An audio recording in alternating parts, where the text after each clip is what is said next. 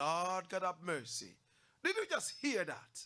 Did you hear the rhymes? Did you hear the energy? Did you hear the alliteration? My God have mercy. Kwesi Che Dakwa, King Kwesi Che Dakwa. Bro. It's my girls right here in the studio. I wish Ahuma Bosco was right here with us, Oh brother. my God have mercy. He was here last 2 weeks. Oh boy. And we had such a splendid time. Fantastic. Now you were born in Tema. Yeah. What kind of family were you born in? I know you were born into the royal family. Yes. But what kind of family was it? It was a very hardworking family because my father was a young man who had grown up in the Adansi district of the Ashanti region of Ghana.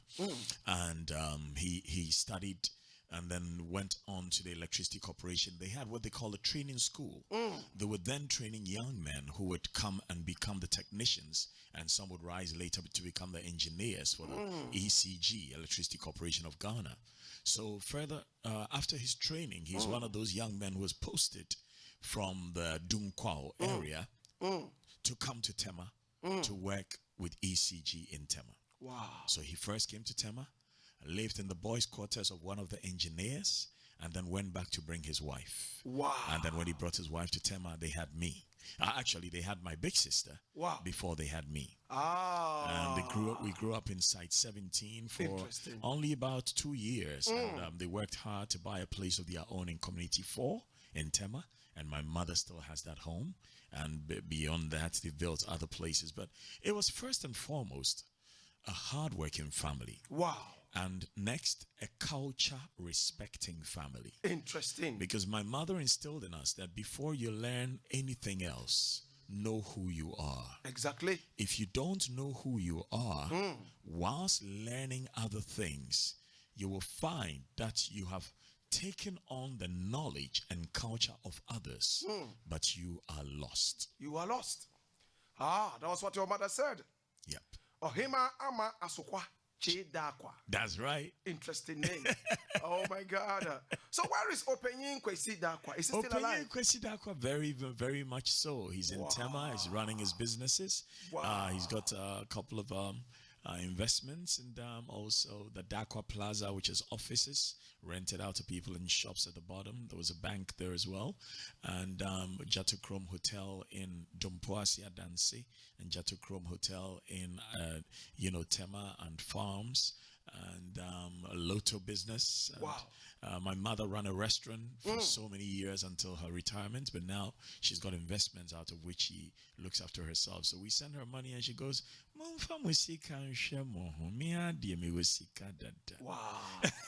Wow. Interesting. KKD, the finest, is my guest right here on the Friday edition of the Taxi Driver Show. Now, anybody who looks at you, the finesse, the swag, would say that you are a very rich man. Are you rich? Yes, I am very rich. Interesting. I am rich in culture, and I'm rich in truth. I'm rich in kindness, and rich in wisdom. Interesting. If you have these, you can never say you are poor. And you see, when we pray every day, we say, give us this day our daily bread, and forgive us our trespasses. Right. As we forgive those who trespass against us. If you can daily forgive those who trespass against you, you will walk in good health and you will walk in wealth.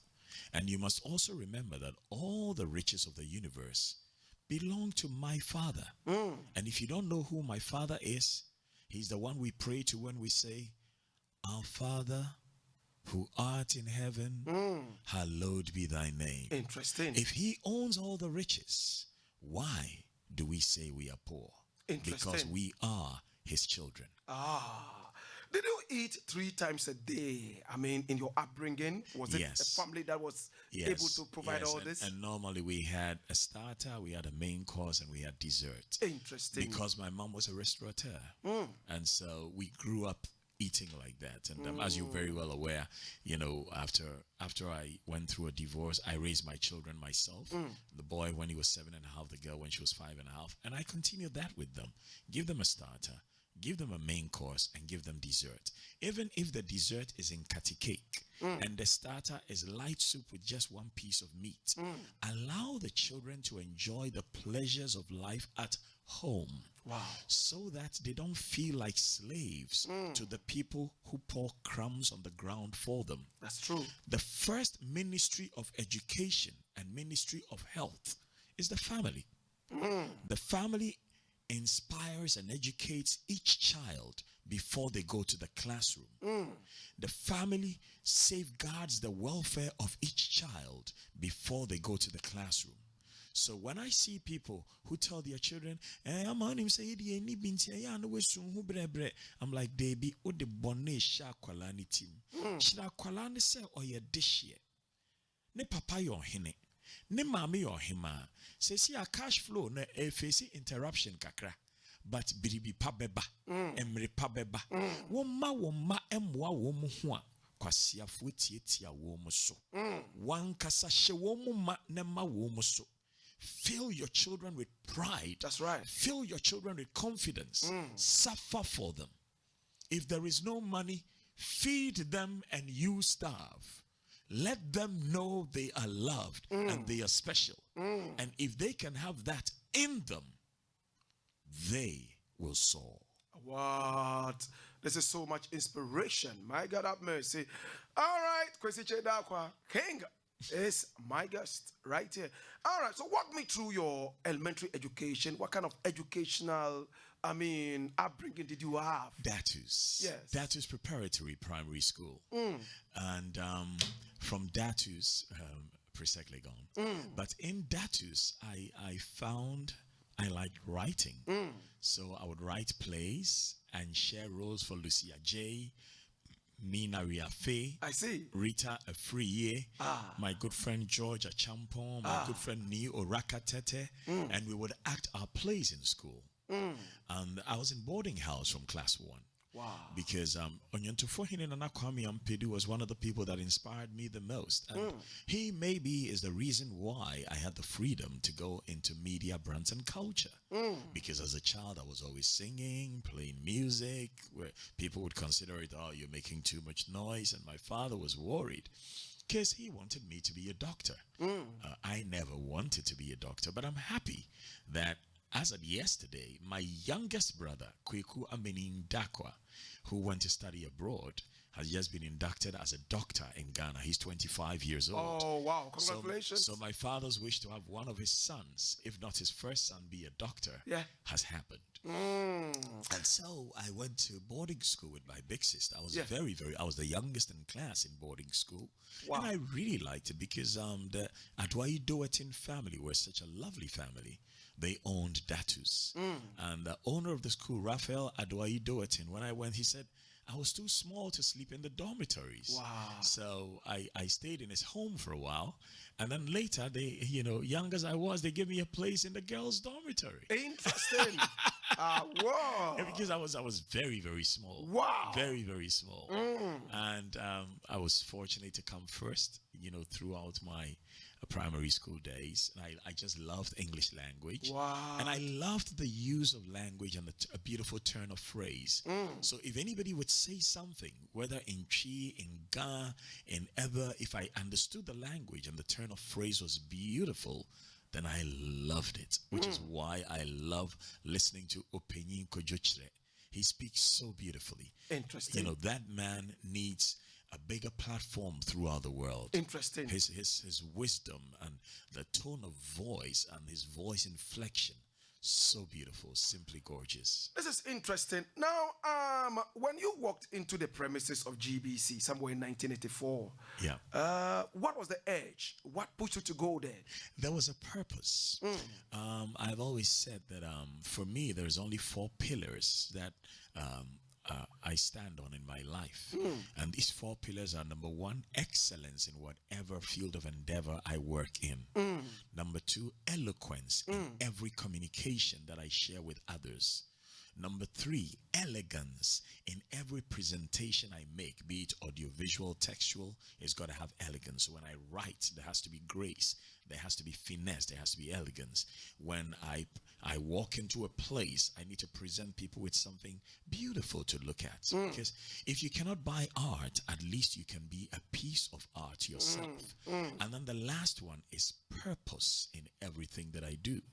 So when I told my staff that I'm going on Black Rasta's program. Interesting. They said, Black Rasta?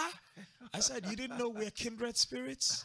I said, no, Black Rasta, you know, he's ebullient and he's vibrant and he's giddy giddy. And I'm like, but we're kindred spirits. And they go, why?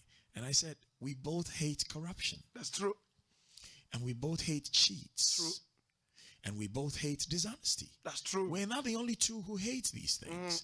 But the truth is, so many people who hate these things are not voicing them out. So if you are not voicing it out, then are you condoning it? That's true. Or are you practicing it in secret? Big question. So when I said that, they went, oh, so what are you guys going to talk about? I said, well, he hasn't given me topics, but we'll just go with the flow. Oh, flow. Yeah, that's right. You see? Yes. We will go with the flow. Yes, and that's what it is. So the purpose of coming to your program is to tap into your audience and share my life experience in media, brands, culture, and tourism with them. Exactly. Because all learning is not in the classroom. Some learning is through apprenticeship, and some learning is just through listening to intelligent conversation. True, true. So when you arrive at GBC, I mean, how did they receive you? I mean, you're just 19. See, before 19, I'd been going there, but I think there was more anger in the ranks than love. I wouldn't say it was hatred, but it was anger because you see, in media and showbiz, there is a competition for eyeballs, there's a competition for ears, and there's a competition for public space. What people do not realize is there's much more room at the top than at the bottom. So the people at the top needed not fear. And I liked the people at the top because they had worked to earn their name. They had honed their craft and they had created a certain audience that loved what they did. What I brought was something new because when I went into GBC, nobody was mixing records. Wow, tell me more. Nobody was rapping. Who were the big names at that time? I mean, before you entered there. The big names. Long before I went to GBC, the biggest names were Mike Egan. When I went to GBC, he had left. If there is only one person who inspired me to be a broadcaster from a distance, it has to be Mike Egan. Wow. On one particular day when he had announced that one of his turntables in the studio was not working, but he said that only at the close of the program. And with one turntable not working, Mike Egan ran a whole program with only one turntable. Wow. And he played a lot of Johnny Guitar Watson that day. I was a kid. I must have been 10 or 12, I don't remember. And I listened to that entire program. And Mike Egan had a very, very sweet personality. He didn't use a lot of big words, but he spoke intelligently. And there was a certain air about him that I felt through radio that made me want to consider a career in media. Interesting.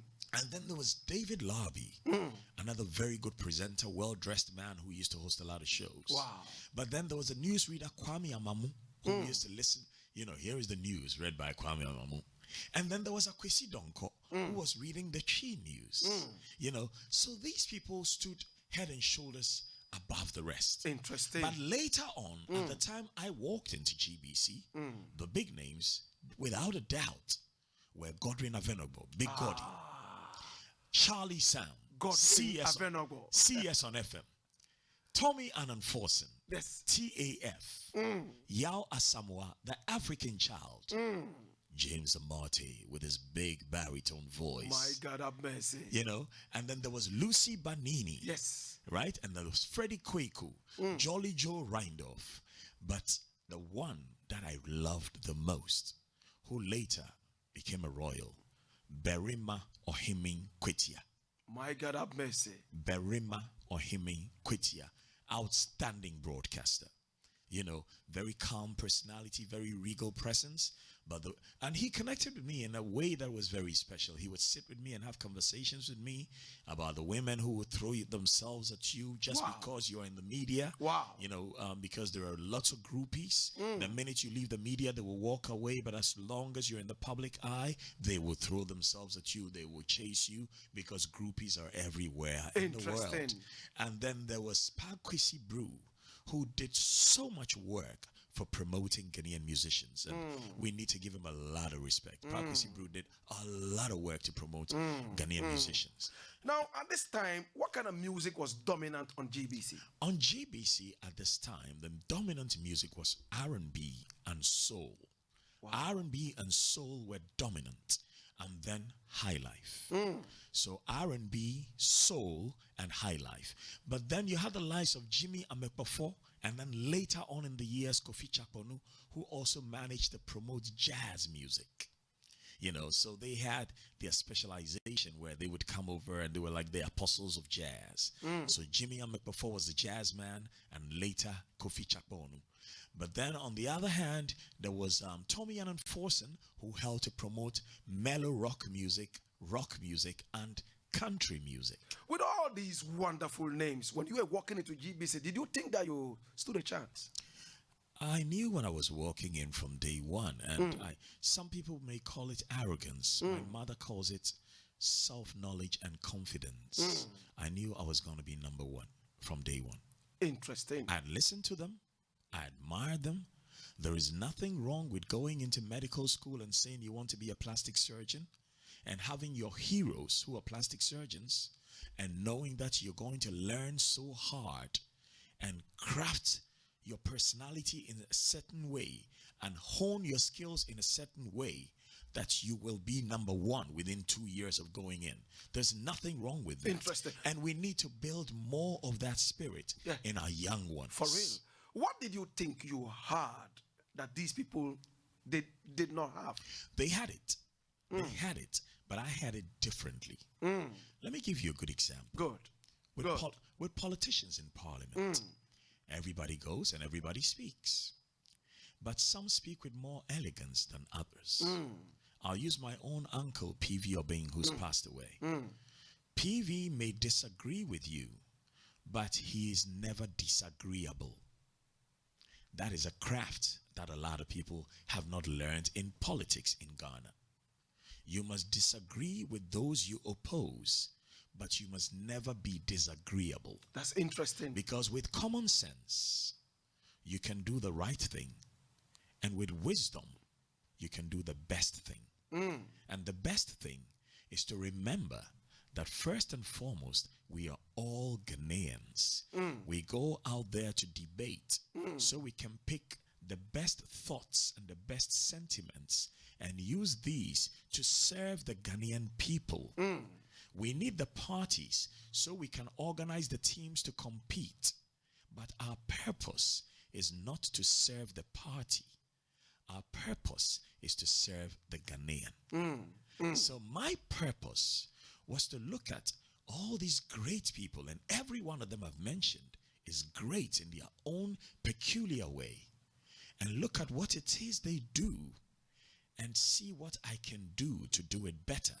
But more importantly, to bring the spirit in me, which is unique because we are all of a peculiar DNA. Every one of us is different. Every one of us is different. Okay. And use that me at my highest level to captivate the audience, to elevate the audience, to entertain the audience, to educate the audience, to inform the audience, and to dazzle them with brilliance. Interesting. So when you walked in there on the very first day that you had the opportunity to play or to work, magic. That was magic. Hey. Now, did you go looking for a job or you went to look for an opportunity to display? Well, that's a very good question. Yeah. I think it was more of an opportunity to display than a job, because I was earning a good income working for the family, and I was getting ready to go to the School of Journalism because I decided I was going to do media. And my father said, well, in media, you're going to have to choose between these two. You're either going to go the journalism and PR or public communication route, or you're going to go into the filmmaking route. And in Ghana, the two routes were either NAFTI or the Ghana Institute of Journalism. Because I quite recall at the time that the Ghana Institute of Journalism was not under the Ministry of Education. It was under the Ministry of Information. Okay. Because when Kwame Nkrumah set it up, I think it was more for training people for propaganda purposes, as opposed to training people to tell it as it is. Because why do you want to put your Institute of Journalism under the Ministry of Information? And I went there, and I'm happy that the director at the time, Kojo Yanka, very knowledgeable man, and another person who hates corruption and who hates thievery. And I must say, there are people who hate corruption and thievery in every party. The only problem is, if there are 727 policemen and 3 of them are corrupt, and all 724 do not say anything about it, then it makes the whole police system corrupt. That's correct. And that is the big problem that we are facing as a people. Yeah, correct. What can we do for the plunder in different places to stop? To stop, right. So yes, GBC, I went there, and from day one, it was clear that I was going to do magic. I got criticized for wearing a shirt and tie with braces and sometimes a suit to work. I see. I got criticized for carrying a glass briefcase to work. I see. I had 3 glass briefcases. Wow. One plain, you could see my records in there, one red and one blue. And these were showpieces that I had, people buy for me from Paris as part of what I did. And so even all this while you had that spirit of fashion. well, I think it comes from my grandparents. My mother's father was a station master for the railways in Ghana, and he used to smoke tobacco. He had a pipe, and he used to wear a hat, and he used to dress really sharp. Wow. And my father, is a sharp dresser. I don't think I dress better than my dad. Interesting. so it's a family of fashionistas. Well, I don't think it's a family of fashion. It's more of their style in the DNA. Okay. Wow. I see what you mean. All right. So your very first day at work, what was it like? Very first day, I didn't get to go on radio. When you start, and I think we need to let that come back into radio. When you start working in radio, you don't start as a presenter. You start as what you call a guest artist. And then what they'll do is they'll let you do a very late shift where they know not a lot of people are listening. They'll have, the controllers of programs will have you record programs and see how you manage your language, whether in an introduction you say your name more than once, whether in your outro you say your name more than once, whether there's a good turn of phrase in your intro and your outro, and the way you segue one song into another, the way you pick a theme and you stay faithful to the theme. So in the beginning, you'll go to the office of Mr. Joe Kofi and Mr. Nick Adimado and Mr. George Crabb. These were the 3 controllers of programs. But the top dog was Mr. Joe Kofi, who also worked under a director of radio. And beneath these 3 controllers of programs, we had what you called shift leaders. And the shift leaders were James Amate, Charlie Sam, Yao Asamoah, and I think Freddie Kwaku. So you fall into one of the shifts. And the shift leader determines where you perform. So the shift leader can intentionally, and that's exactly what they did, put you in a time slot where you don't get to play any music. So in the time slot, all you do is duty continuity announcements. So a program ends, and all you do is, thank you for listening to our day. Coming up next is the news. Wow. That's it.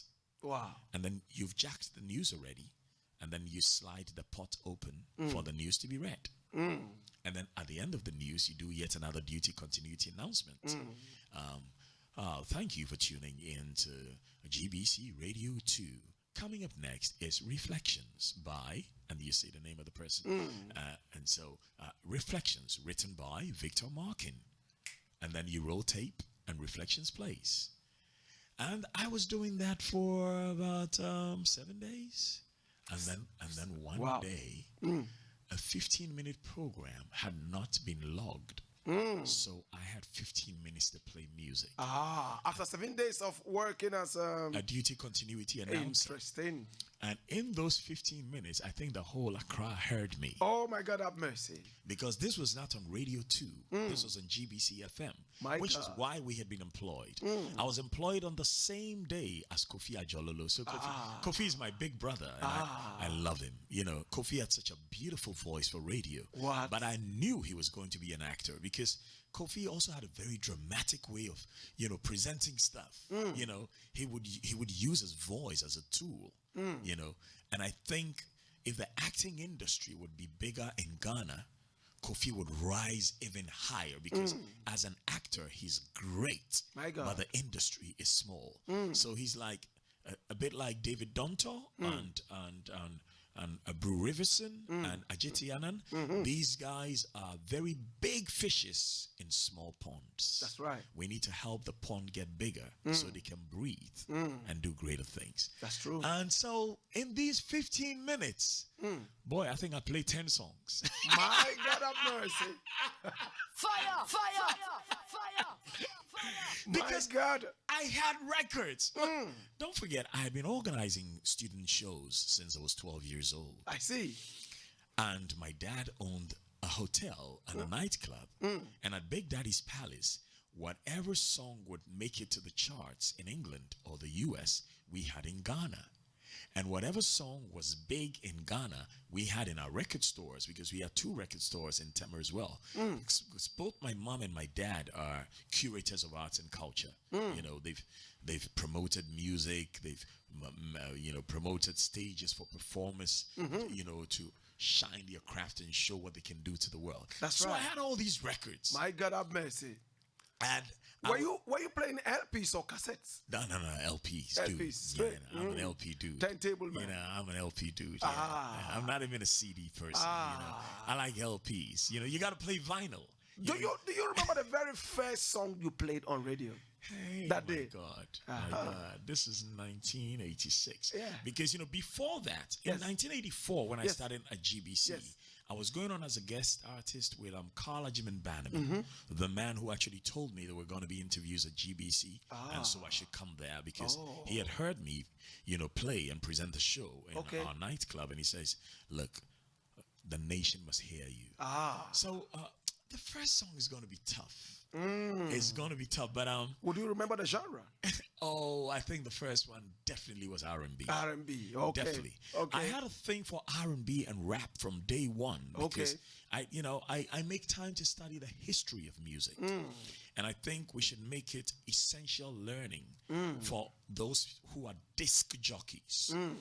You see, we have people who are disc jockeys. Their main line of work is to present music. Interesting. It's important that they understand the history of the music and who are the progenitors of that genre of music. Right.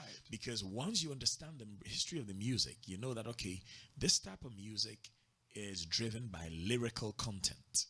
This type of music is driven mainly by rhythm. It's just party zone stuff. This type of music is driven by consolation. Right. Like the blues, the blues is you're always singing about your troubles and consoling somebody.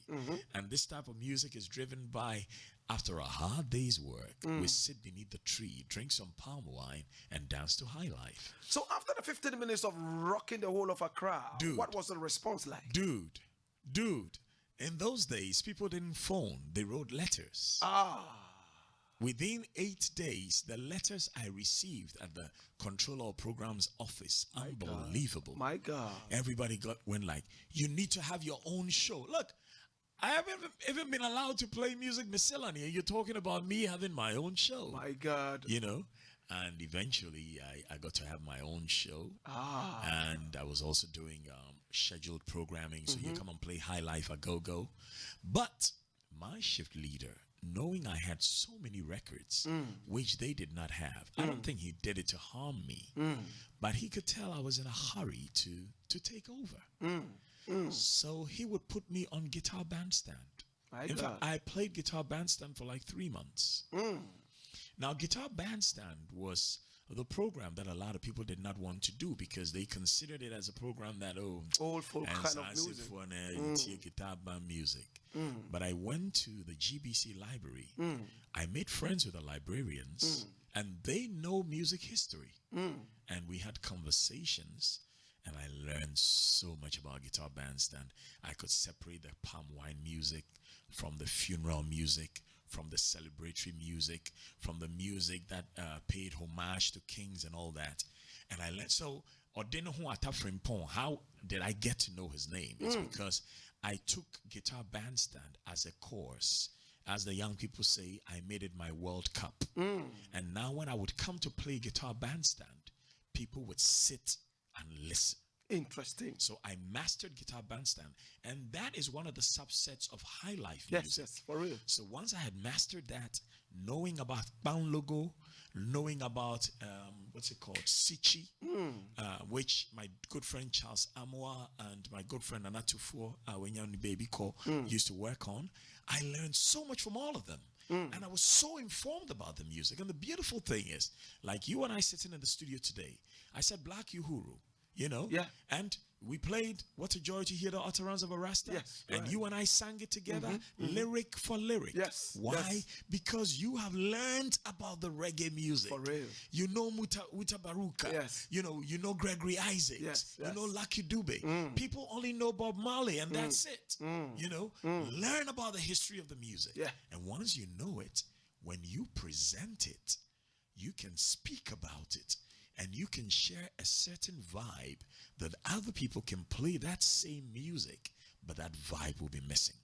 It comes to a time everybody talked about you in Ghana. In fact, everywhere you went. I mean, I used to watch you on TV from my small cottage in Tamale. Wow. And admire you, the way you were flowing, the dressing, the elegance. I mean, you brought something to broadcasting. And I mean, in the days, people just thought that broadcasters were people, you know, that kind of vibe. Yeah. And you came in with that, swag. Tell me, did you have it in your mind that, listen, this is what people think about us, and I'm going to change the status quo? I think what actually I had in my mind. Okay. What I had in my mind really was the fact that be yourself. Everybody else is taken. What? You are the son of Openyin Kwesi Dakwa of Adansi Dompoasi. You are the son of Ohima Ama Asukwache Dakwa of Adansi Bejum and Adansi Ampunyasi. You are a young man, rich melanin, and you are a good specimen of African. Don't come there playing like a mouse, hiding behind Europeans and North Americans. You're black, you're proud, and let the world share in that experience. Interesting. That was the key thing. And that key thing drove me to learn. But as for how I spoke and how I dressed, because my dress is only another form of communication, it was all about the fact that it was no more than an outer manifestation of an inner conviction. As you think, so are you. That's true. So I asked myself, 19-year-old boy on radio, the youngest in Ghana's history, what do you want to share with the youth? Do you want them to wallow in filth and squalor, or do you want them to rise and soar? Wow. Do you want them to look at themselves and say, I too am black and proud? Or do you also want to go on there with your English names? Because my English names are King George. I see. And George Crabb insisted that I use my English names, and I said, no way. What? I've come with an agenda. I want people to feel pride in the African name. Interesting. Because young as I was, in the few times I had traveled before I'd come to GBC, I never saw any Scandinavian called Kwabena Poku. I never saw any Englishman called Ayariga. No. I never saw any Dutch called Mahama. I never saw any, what's it called, Australian called Ametepe. So why do we want to wear the names of others? If we don't know how to make a car, I can understand. They make beautiful cars that we cannot make. Let us buy those, and then let's learn to make those. But what about our names? Are our names so evil? Are they so bad that because you want to go to church, somebody has to change your name? That's right.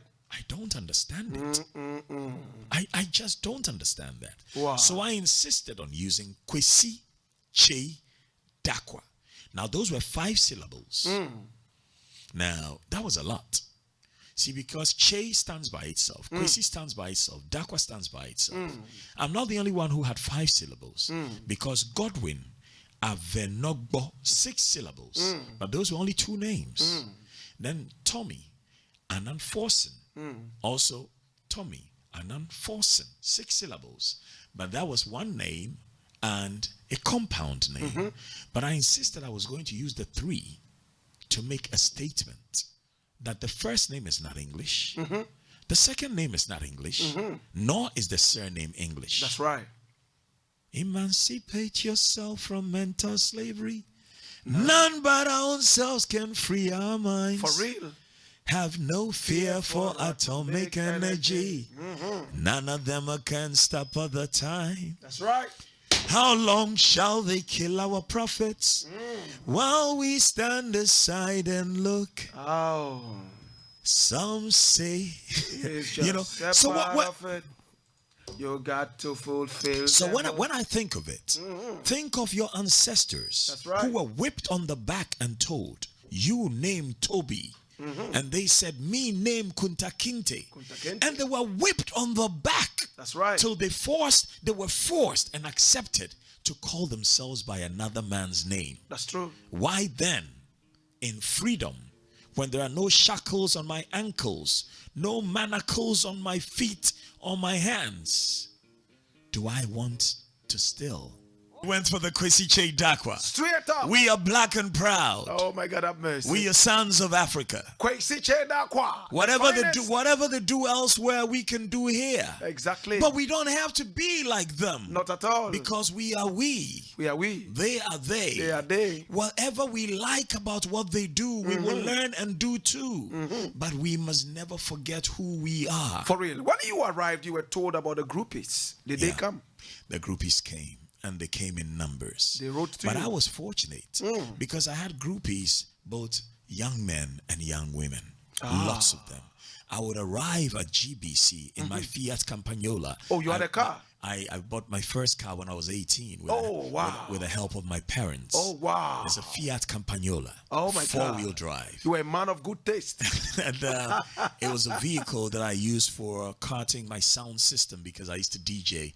I used to play parties for Eddie Garba, Jesse Bedu, PV Obeng, you know, all the young men in Tema who were doing very well whenever they would have a party. Mr. Osei Bonsu, who owned the shipping line and now owns filling stations in Tema. I would play all their parties. Wow. And I used to charge quite a bit. Oh my God. You know, and they would say, so the groupies came? Plenty. What did you do with them? Did you slaughter a couple of them? No. As a young man, I mean, coming up. They chose to entertain us because nobody leaves their home to go to another man's home only to watch television. But if it is only to watch television, they normally stand outside and watch through the window. But eventually, we found a way to drive a lot of the groupies away because we saw that they were not merely entertainment, they were drawing our energy and replacing it with bad energy. I understand what you mean.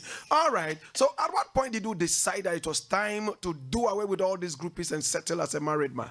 I think that decision was made around the time when I turned 24 and a half. I met a gorgeous lady by the name of Sophia Ligon. Sophia Ligon is an Ivorian. And she was a sophisticate. She was gorgeous. There was something about her. She was soft-spoken. And she was classy. Wow. And I loved that about her. And for Sophia, I gave up everybody. for Sophia. I used to call her ma reine. That means my queen. My God. I gave up. This was somewhere in 1989. No, this must be Sophia. I have to If you were around 24, then that was probably around that time. 24 to anyway. Yeah. Anyway. And so when I met Sophia, it was like I had met a queen. And when you have a queen, you have no need for a harem of disposables. Oh, she spoke French? She spoke French. And because of her, I sharpened my French as well. Oh, my God. And then she also sharpened her English because of me.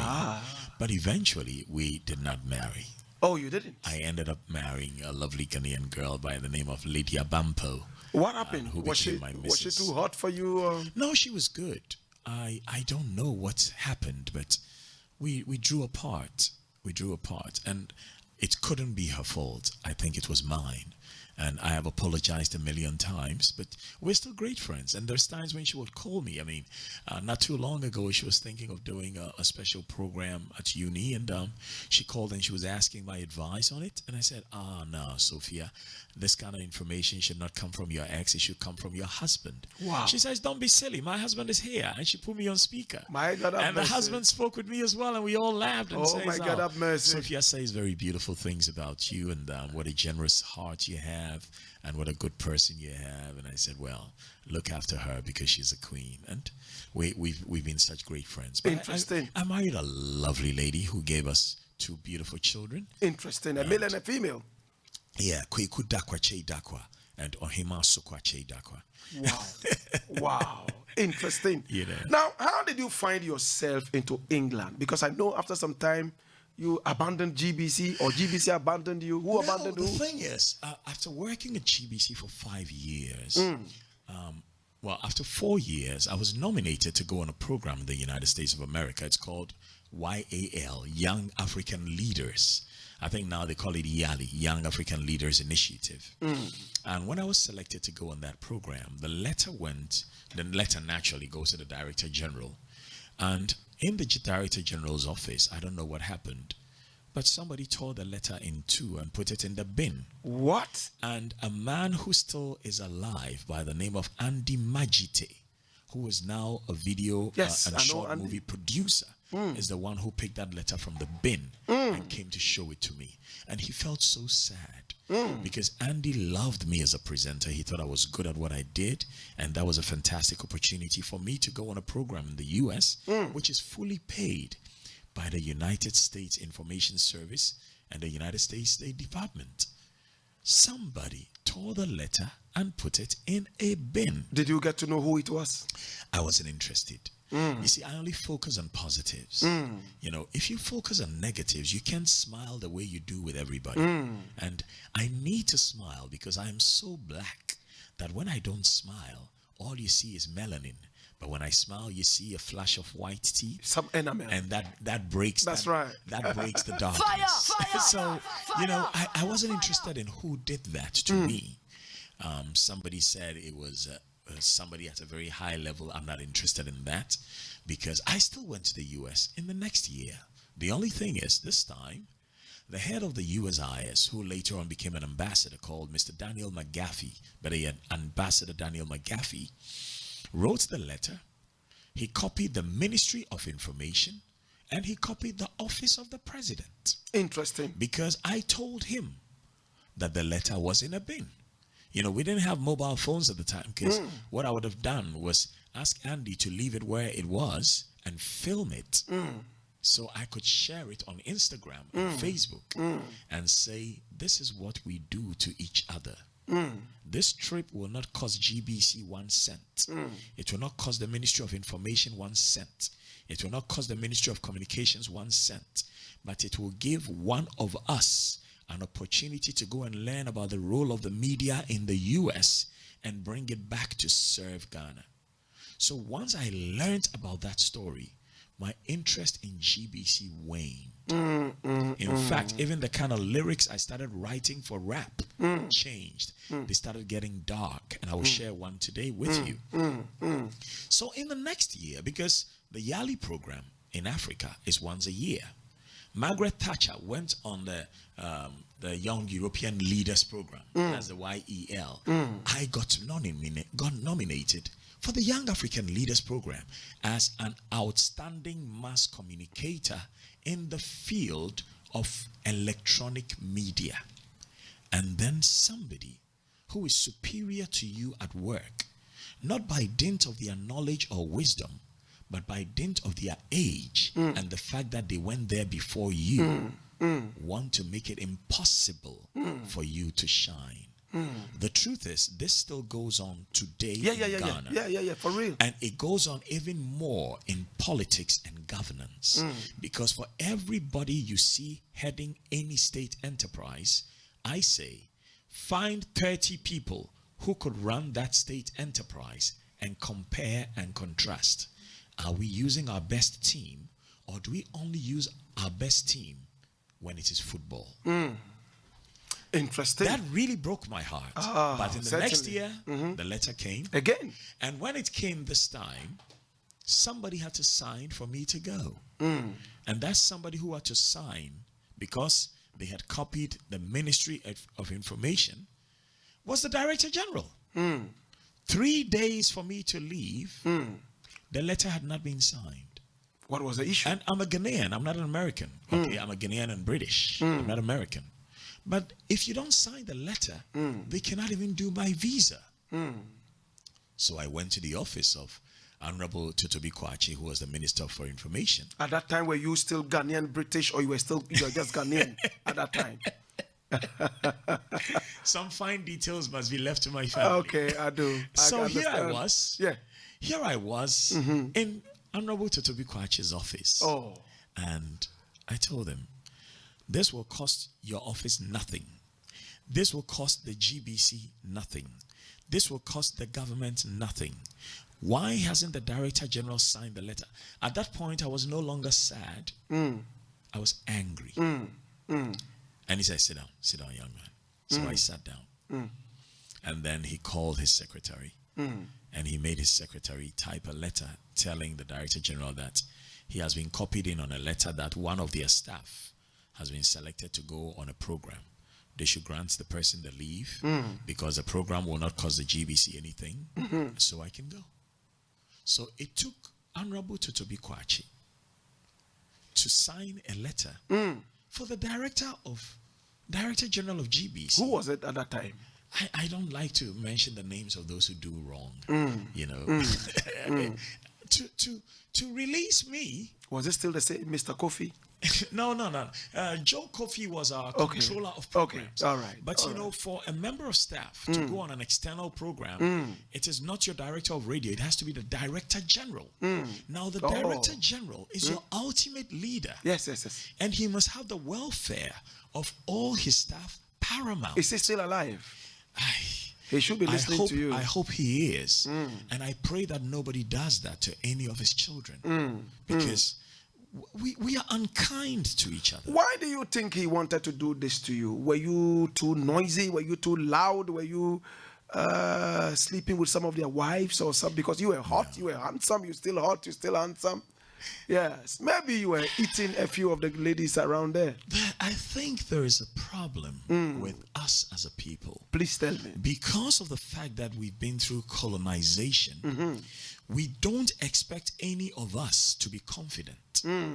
So we look at any one of us who is competent first and foremost, because your confidence must come out of your competence. You must not just be confident for the sake of being confident. Unless you are foolhardy. So you're competent in your field of endeavor. What do you do as a broadcaster? First and foremost, you learn to read, to understand, to comprehend, and to share. But you share in a manner as to be able to reach whichever audience that you are addressing. So if they have only gone to school to the level of secondary school form 4, you need to craft your message so that they can still get the message with clarity. That's true. If they have gone to school to the level of professors, you craft your message so they can take your message on and still love it. And that's what essentially what we do. So I don't think it was anything that I had done. You were just too confident for them. Now, maybe he hadn't seen the letter. Let me say that for him. Interesting. Maybe he hadn't seen the All letter. right. So when he finally saw it, what happened? He signed it? Well, when your minister has written to you, you see, that's the thing about authority in Ghana. And that is why everybody expects the minister to do everything. No. The minister must lead people who are more brilliant than him.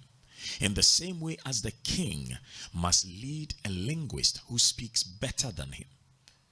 The king who speaks better than his linguist does not need a linguist. No, he doesn't. Not at all. A king who is stronger than the people who carry his palanquin does not need to be carried in a palanquin. Because if the people that carry you in the palanquin are ill-fed and weak and dying and, diabetic and, just close to the grave, how do they carry you, the strong man? So if people will understand that leadership must create platforms to elevate the lowest, dumbest common denominator amongst them, then we will have a great nation. Okay. So it was signed. You flew out into the United States. Yep.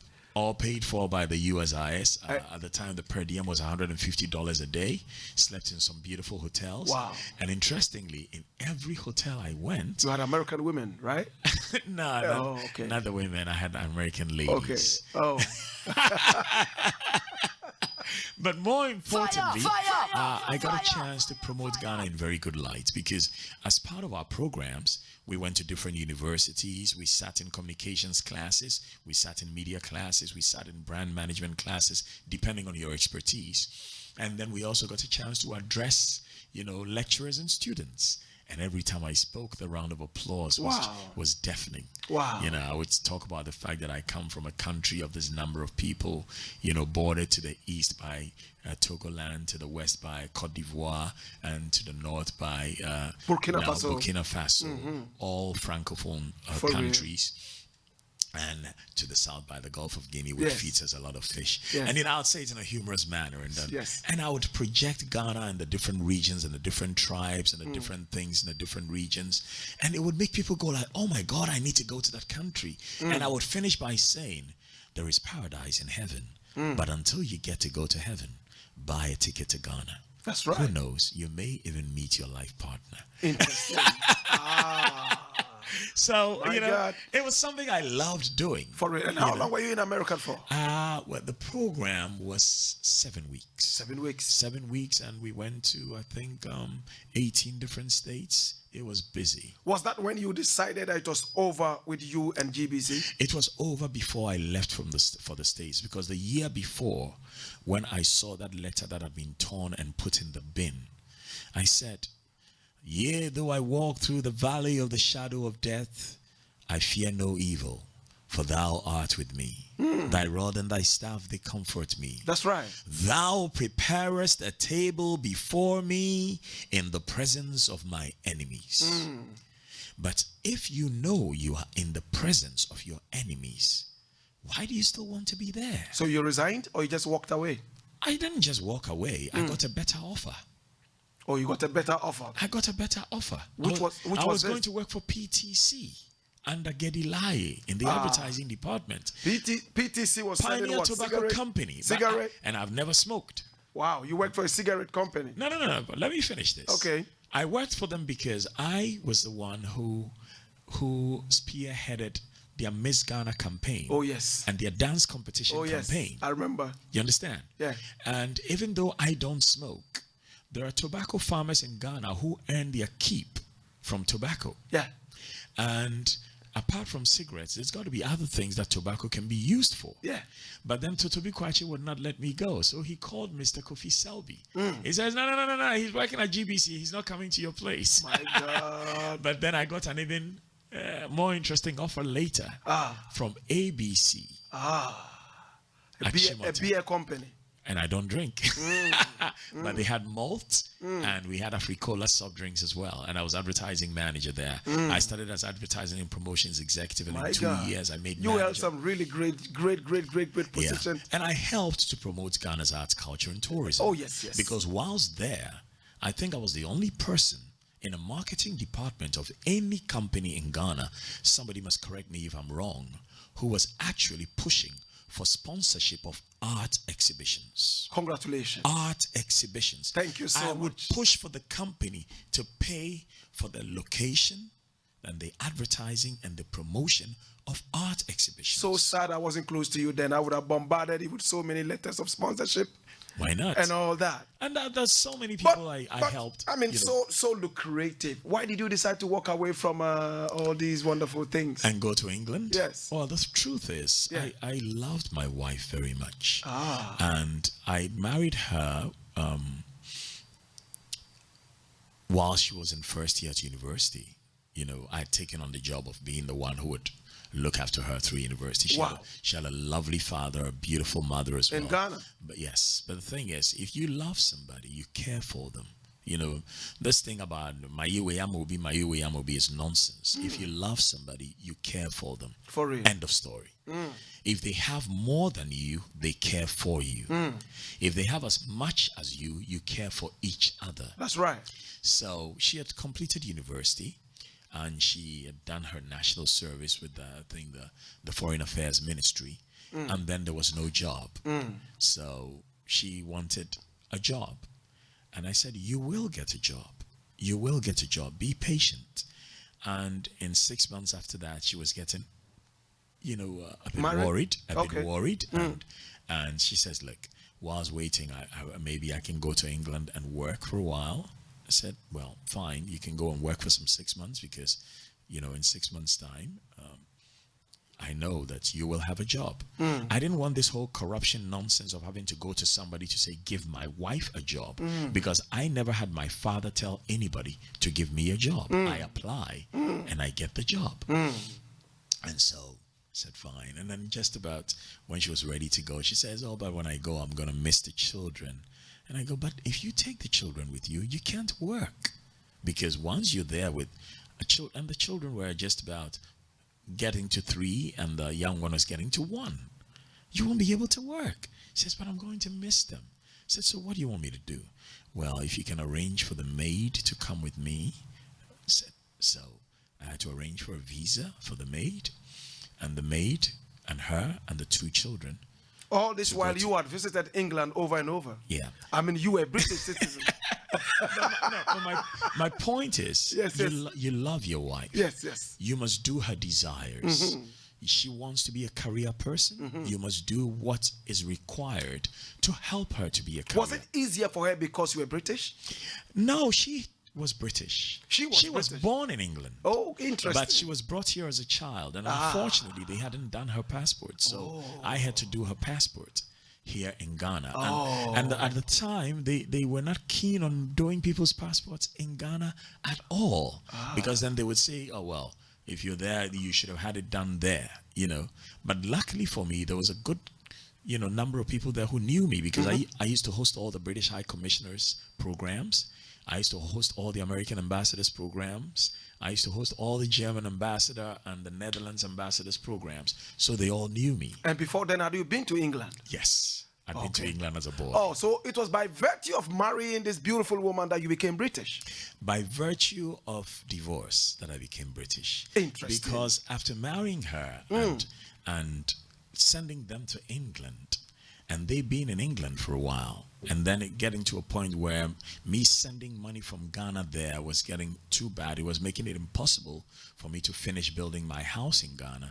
I said, bring the children back. Oh no, the children like it here, so rather if you would come here. I said, look, I am the general manager of the biggest record company in West Africa. Which one was this? Megastar. Oh. Amachi Dede. This is a man of Nana good taste. Tufo. I remember Megastar. Tego Sisters. Yes. Reverend Yosin. Lord God have mercy. George Darko. My God. Nanansia PSA. Felix Owusu. Who had that roster? Yeah, Megastar was the biggest. And at the time, the biggest printing company in Ghana Lord God was have also mercy. ICAM. And he owned Megastar. Why would I leave that to go and start life all over again in England? At that time, you had already left ABC. Before I left ABC, there were job offers. You see, I don't leave one without knowing where I'm going. My God, you were hot. I'm the kind of the blind man who tells you I'm gonna stone you. I'm standing on 27 stones.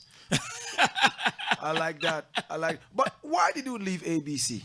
I left ABC because when my lovely wife wanted to go to England, I went to see the managing director at the time, a very good man, Mr. Ahlija, very good man. And he says, Kwesi, I'm not going to give you a leave to go anywhere. It's a bad idea that you want to go abroad. You have built a brand in Ghana. Explain to your wife that she can get a job here. I will not help you self-destruct. These were the words of Mr. Ahlija. And anybody who knows Mr. Ahlija, go and thank him for me. And he refused to give me a leave to go. He says, I will not let you leave. You have built a brand from the age of 12 to from the age of 12 to 17. You were Magic George. From the age of 19, you have built this Kwesi Che Dakwa brand, which has become KKD, the finest. The finest, yeah. Why would you want to leave that to go and start all over again in England? You've been the top presenter on radio and TV in your country. Not just because people say so, but you have actually won the awards. You've come to ABC in your first year. The management has given you a letter of commendation plus an honorarium because you were the most outstanding person in the marketing department. You wrote the scripts for the TV commercials. You know, why would you want to leave all this? I will not give you a leave. And young man in love, he would not give me a leave, so I wrote my resignation. Interesting. For love. For love. Resignation but for love. But love is good. My God. All right. So you, second part of it all, megastar now. Now you wanted it to come home or send down the children. So I left ABC. Yeah. Right? And when I left ABC,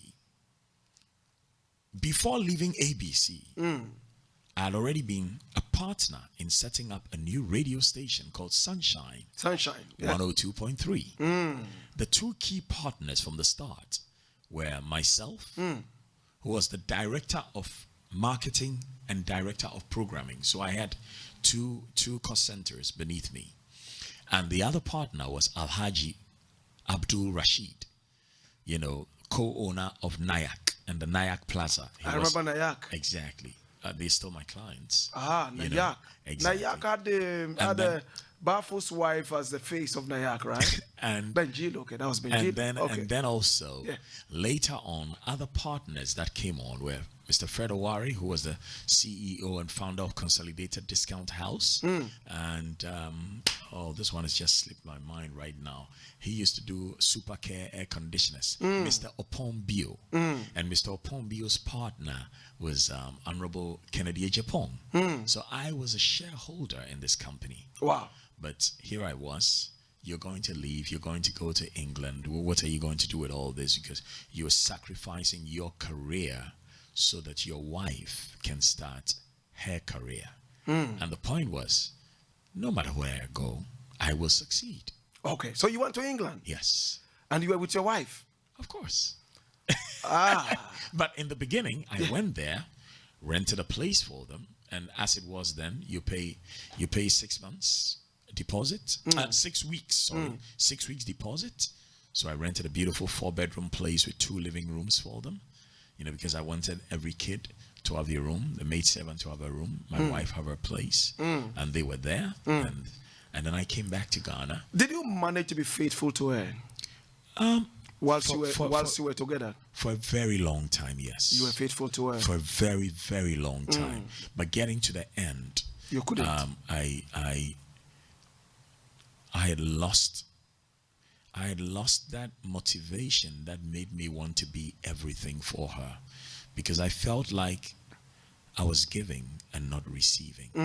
You see, and he who waters must also be watered. If not, soon they will become a desert. Yes, they will wither off. And it's important and I think the lesson for every young person here is, it doesn't matter that you come from a wealthy family.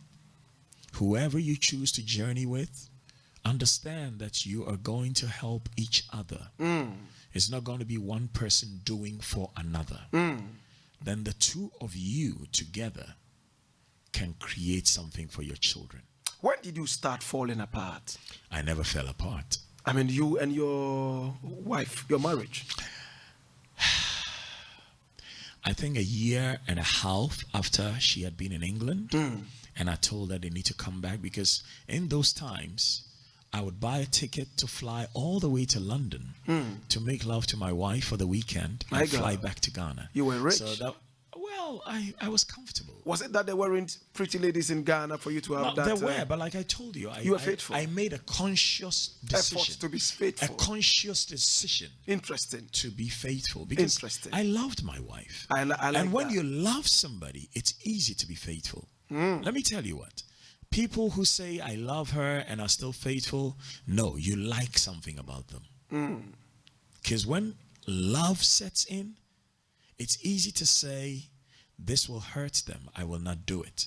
Because it is for love that I put my career down so I could do something so my wife could take her career up. What was her career? Well, when she went to London, she worked in the mail service for a while, and then she worked post office. Yep. She worked in the mail service for a while, and then she worked in a pharmacy for a while, in a hospital's pharmacy for a while. Did she support the family as well? And then, of course, she supported the family. She nourishes the family. Good. She has to put food on the table for the family. Oh, good. And, it was my duty to make sure that my children are clothed and fed. But, of course, if you even want to feed children, somebody has to spend the time to stand on their feet to make the food. And, I mean, naturally, if she wants to buy a toaster, she can buy it herself because she's working. Yeah. But what was the point of departure? The point of, like I said, 1.5 years after they moved to England, and I said, you need to move back because it's not working. It's just a drain of cash from Ghana to London. And what was the biggest problem is that it's easy to send money from Europe to Africa. But in those days, if you wanted to send money from Africa to Europe, the charges you paid were crazy. The money would go through the U.S. before it would get to London. It was crazy, and it felt like I was still a young man, and I needed my wife and children. I missed my children too, because I read to my children, and that's how they have both become very good speakers. Kweku became the top youth speaker in the world at the age of 15. Wow. Ohima became the top youth speaker in Kensington, where the Prime Minister lives, and Westminster, where the Queen lives, at the age of 14, because each one of them takes eloquence and elegance very seriously. And that's all part of my spending time to read to them, and reading in an animated way, so that if you're telling a story, it's very exciting for them. Yeah. So I missed them. And having been to London and back, and been to the US and back, and knowing that you can do well wherever you are in the world, I felt like they being here would be good, because I had everything. I hadn't built a house. In my 20s, I'd rented a beautiful 4-bedroom house, put air conditioners everywhere. We had 3 cars at home. We had a Mercedes Barracuda, and then we had a Mercedes, what's it called, Smiling. Wow. And then we had an Opel Kadett, which was a Caravan. And we had 2 drivers at home. And we had a maid, and we had a cook, and we had cleaners. You blew cash. And not blew cash. I mean, you want to make your wife and children comfortable. Interesting. When you have a young wife, and especially when she's in university, you want her to study and pass. Was she Ghanaian? Of course she's Ghanaian. Okay. All right. Okay. Also Ghanaian and British. Okay. Okay. Okay. Yeah. And thing is, we're on very good terms now. I think we're good friends. Okay. So she decided that she wasn't bringing home the children? Yeah. She says, it will be better if you join us here, because I don't want to come to Ghana. And that was a difficult thing for me, because here I was, general manager of Megastar, and part of my contract said I had a holiday abroad once a year, fully paid by the company. I had a company car in addition to the 3 cars at home. When the wife left, I sold the Opel Kadett, because it sitting there was just useless, and used it to buy some art and hung it on the walls at home. I think I ordered some art from Larry Otu, and ordered some art from Kowalski at the time. I like paintings, and bought some pieces of furniture from Fernart as well. So that's how we spent the money on those cars. And then I think what was left, I made Kofi Ochridako use it to ship furniture from Ghana to London for me. Interesting. Interesting. So it was at this point that you said, well, I cannot come to England. You can't come to Ghana. Eventually, I left. And let me tell you the story. You left Megastar. When you see a man who is in love with his wife telling people in his office that my wife and I wanted to go out last night, I wanted to go to the opera, and my wife wanted to see a movie. If they know the man loves his wife, everybody in the office will say, so which movie did you watch? That's interesting. That's right. You understand? Yeah. Because love means you have to be selfless. And selflessness is not something you learn. It's something that's inborn and inbred. And that's why some of our friends in politics must not be in politics. They should be in private enterprise. I see. Because if you're not a selfless person and you're leading others, there's something they say in Nigeria that the royals do not eat goat meat. Because goat meat is good quality meat. And good quality meat is for the people. It is not for the king. Interesting. So if you're not a selfless person and you are a leader, you will grow fat and your people will starve. That is very true. So you left Ghana. If every husband does this for their wife, it's no news. However, a lot of people will not do it because they will say, I'm sacrificing for you. But what if something goes wrong with my work? Where will you be? So I see marriages where men and women are competing. They are not together as a unit. And that is why you see a lot of marriages will fall apart. Okay. And the man will be with somebody's wife and the woman will be with somebody's husband. So KD is my guest right here in the house. King Kwesi Che Dakwa, the finest. Yeah. My God, he's walked you through his life. A man of finesse, a man of good taste. My brother, my sister, this is the Friday edition of the Taxi Driver Show on 102.1. We're just about to wrap it up because he has a program tonight. We'll be talking briefly about that as well. But I'm enjoying this, and trust me, oh my God, I don't even want to look at the clock at all. All right, so you left Ghana. Yeah. Finally for the UK. And started all over again in oh the UK. Lord. And, I remember there was a South African who worked as a recruitment consultant. So here I am.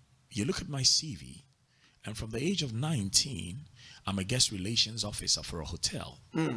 And from the age of 19 also, I'm a guest artist for a radio and TV network. And then from the age of 20, I'm a full-time radio and TV presenter. And then at the age of 26, I am the advertising and promotions executive of a brewery. And then at the age of 28, I'm the advertising and promotions manager. So this chap, he looked at my CV. He says, Kwesi, do you know why you're not getting a job? He used to call me Kwasi, actually. Kwasi. He says, you know why you're not getting a job?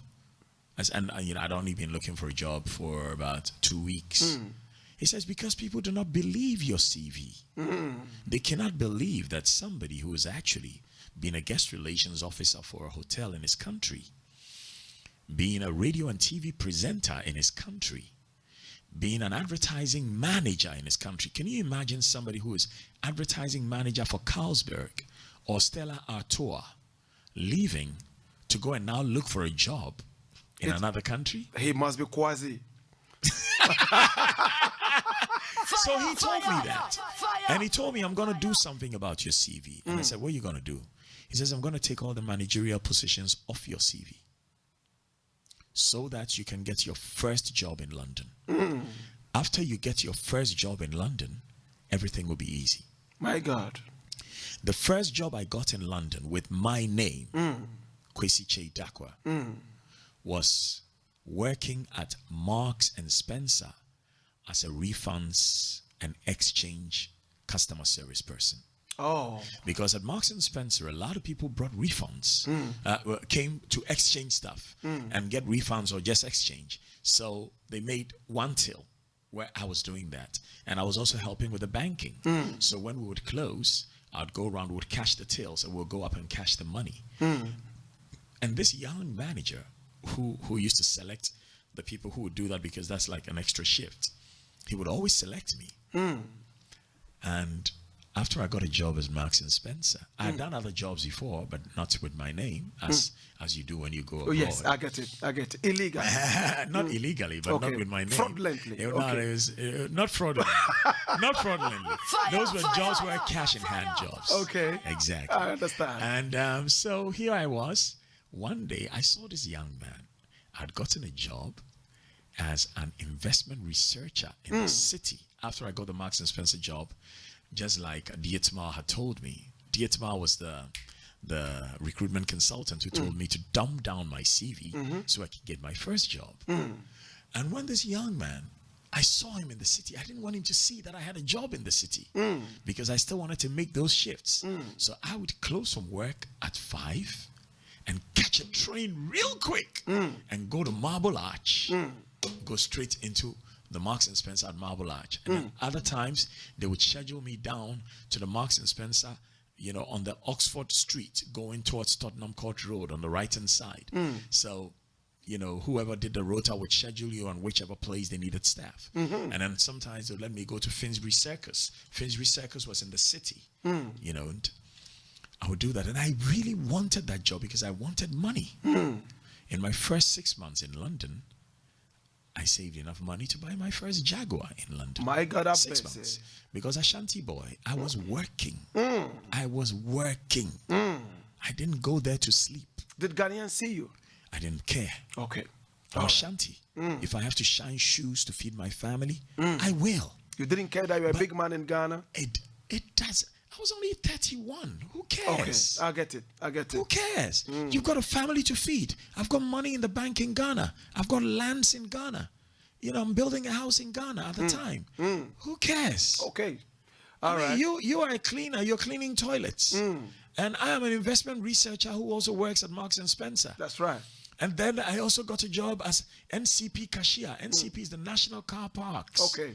NCP cashier, I would go there at night when people were asleep. And I would sit there at night.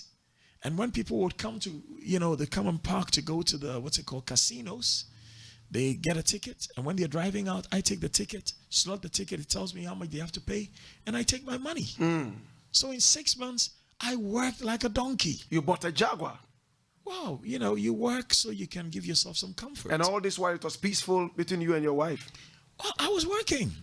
You know, the money was coming. What else does she want? When I wasn't there, the money was coming from Ghana. Now I'm there, the money is coming from London. Okay. So what do you want? Okay, all right. So what was the departure point? At this point, what was the problem again? So now we're in London. And then I get to see things are not what I thought they were. Because now I'm working hard. She's also working hard. But it looks like the quality of life that I am used to is not what I'm getting here. For instance? As a matter of lifestyle, in Ghana, I eat in a 5-star restaurant twice a week. It's part of my life. My mother was a restaurateur for years, so I want to go out and treat myself. In London, I couldn't afford to do it 2 times a week. It had come down to 1 time a week. In Ghana, we had a whole big 4-bedroom house, and we had a home staff of 4, plus the casuals who would come and go. In London, we have to do everything ourselves. You know, so now I'm paying for dry cleaning. I'm paying to wash my shirts. And I'm asking myself, do I just want to be in England, or do I want a better quality of life? And it was clear that you wanted to return home. I wanted to. Okay. But she's my wife. I must do what my wife also wants. So here we were. I was working, earning money, driving a Jaguar to work every day, parking and paying £28 a day just to park my car. My God. Because I wanted the luxury of sitting in my car as opposed to catching the train every day. Right? Did she advise you against buying that Jaguar? No. Okay, go ahead. Oh, she would have preferred for me to buy a Rolls Royce. You know, interesting. We all like luxury. Everybody likes luxury. You know, nobody must say they don't like luxury. If you can't afford it, you can't. But if you can afford it, you should. Okay. You should. So at what point was it too much that you had to leave finally? Well, no marriage ends on one day. Yeah. It's just a series of little things, and I think for the dignity of the love we had, some of the things we must leave to remain in the family. And I respect that you can understand. Yes, that. I do. Because yes, I do. The people you've loved, you never want to say an unkind word about, especially if you have children with them. Yeah, for real. Because those children are who they are because of their blood pool. Okay. And their blood pool is Lydia Akosia Ohinewa Bampo, and Kweku, who became Cheidakwa, and King George Kwesi Cheidakwa, who became Kwesi Cheidakwa. That's right. So when I look at Kweku Dakwa Cheidakwa and Ohima Asukwa Cheidakwa, I see their mother, and that makes me happy. How old are they now? Kweku is 27 now. Oh, he's a big boy. And Ohima is 24 now. Okay, all right. He's a very hardworking So child. at the end of it all, you had to move, and she agreed that, well, if we have to divorce, it's okay, just go back and to I Ghana. feel sad. I remember the day that I filed for divorce. It was 02/02/02. Wow. 2nd February 2020. 2002. 2002. My God. I was very sad. That's 18 years ago. I was very, very, very sad. That's a long time ago. Yeah. Because my father and my mother are still married. And it was never in my heart. Was she happy that she was written. divorced? I doubt it, but you never can tell the construction of anybody's mind. Did you divorce on a good note, or you were not talking? Well, because we have 2 children, you have to talk. Okay, all right. See, there has to be civility. I think if you decide that you're going to divorce somebody, naturally there will be some animosity. But even though there's an undercurrent of animosity, there has to be some staged civility. Who decided, you or she did? I filed for divorce. You did? Okay. I filed for divorce. Did you think that she was probably, she had another man in her life? I would never say that about my wife. Even if she did, I would never say that publicly. Okay. Because I think one thing that we all should stop doing, and I'm not addressing you, we as a people, is that when people fall out with their women, the first thing the women say is, and he cannot satisfy me in bed. Yeah. And then the men also say, oh, and she's a prostitute. It's nonsense. Yes, it is. We shouldn't do that. It is. There is. There has to be things that you can keep as a family. There has to be things that you can share as a family. And there has to be some modicum of dignity that you can both maintain as the family that was. When you divorced, did you marry again? I determined not to marry again. You're going to remain single? I determined not to marry again because I was pained. Okay. I never do things by house. If I do anything, I do it to the best of my ability. Right. So if you're my friend, you know you have a loyal friend. You better not want to be my enemy, because if you're my enemy, you're going to hell. Now, whatever I do with all my heart. So you never got married again? I haven't gotten married, but I'm still quite young. You've never married again up to this point? No, never married again. From 18 years ago when you broke up? I've had some really enriching relationships. Okay. And I'm presently in a very beautiful relationship. Of course. Okay. All right. Well, a good man will never be without somebody to warm his bed. Certainly. And another thing is, beyond a good man, even a bad man who is generous will never be without somebody to warm his bed. I'm going to go through a bit of your controversies, a few of them that are captured right here in your own biography on Wikipedia. Do you have a gay son? Yes. Oh, it's true. Okay. My son says he's gay. I can't do anything about it. His name is Dakwa Cheidakwa. Oh, the same Kweku. And I don't define him by what he says he is. And I cannot, what I've learned to do is to ask God to grant me the wisdom to accept the things I cannot change. This must have been hard. I mean, you coming from a Ghanaian background, a traditional person. When did you, just as we said, marriages don't break down in just a day. Yeah. They break down gradually. I'm sure it took you time. I only found out when his mother sent me a publication and said, this has been published and it's going to be published in Ghana. I hope it doesn't worry you. And I was shocked. So I called my son and I said, what? And he didn't want to talk. He says, Dad, I don't want to talk about it. So I left it at that. And you see, it's difficult when it's in your family to accept something that people consider deviant. But it's easy to accept it if it's with other people. We all buy iPhones knowing full well that Tim Cook, the CEO of Apple, is gay. Nobody is jumping hoops. We all read the poetry of one of my most favorite poets in the world, who was imprisoned for being gay. And now later it's been overturned because they said it was wrong for them to do that. And nobody talks about it. But just because it is close to you, people will try to use that to insult you. Look, if I had a son or a daughter who was a mass murderer, I would not denounce them. So I will never denounce any member of my family based on just their sexuality. Never. And I don't say this just because of my son. I say this to encourage those with sons in Ghana who are not like everybody else, with daughters in Ghana who are not like everybody else, who are walking with their heads bowed in shame. Be no fool. Be cool. Lift your head up and walk with your chest out. Let them live their lives and you live your life. If it is God's will that they will find a path to say this is not who I am any longer, so be it.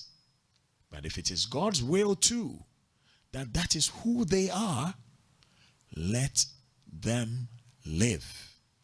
This is quite passionate and I feel it. You know, I'm going to get back to this again, but I'm going to ask you, at the time that you decided that Ghana was your home, did you sit down with the children to find out if they wanted to come with you back to Ghana? My children come to Ghana. However, I spoke to two uncles of mine who I respect very much. One of them is Dr. Amwakutufo, who's written Ghana's budget for many, many years. My mother's young brother. And he was secretary, in fact, I think he's still secretary to the economic management team in Ghana today. He's a professor in economics, much senior to Dr. Baumia. Very knowledgeable man, very intelligent man. I spoke to him. And I spoke to my uncle P.V. Obing. I tried to reach another uncle of mine, A.V. Obing, Anthony Victor Obing, who I love so much. Very brilliant mind. I couldn't get through to him at the time. I think he had traveled. And I spoke to my dad as well.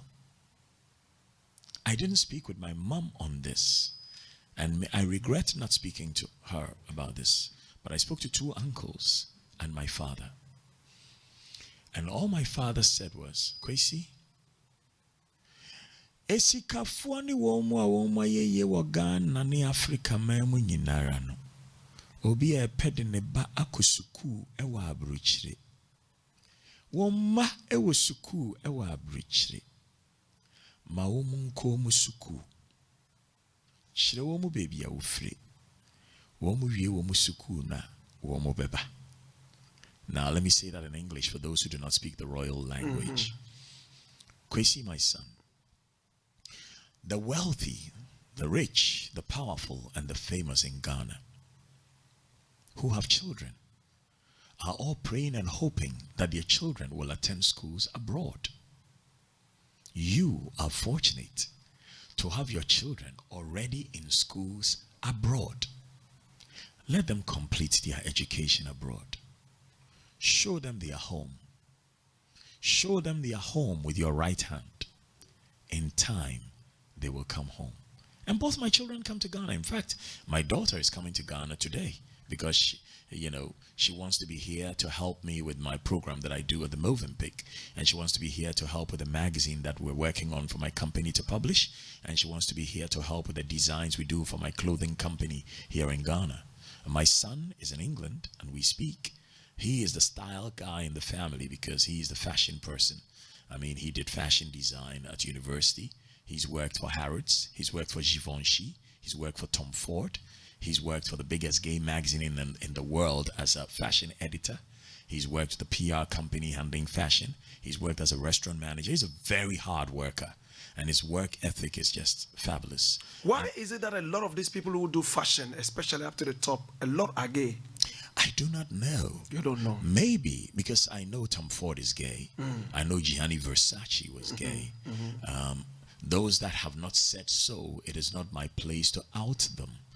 But there is something about fashion design where if you're very masculine, when you have sentiments of femininity, it informs your design. In the same way, if you're very feminine and you have certain outlook of masculinity, it informs your design. So that's something that but it's also the same with top lawyers. It's also the same with top chief executives. For real. It's also the same with top architects. Have you tried being gay before yourself? I cannot be. You see, what you're attracted to is what you're attracted to. See, I like Haagen-Dazs strawberry cheesecake, and I like Fun Milk, the banana version. Right? These are what I like. I don't like vanilla ice cream. I like antique Jaguars. If you buy me a Range Rover, I will trade it in for a Jaguar or maybe even an old Land Rover Defender.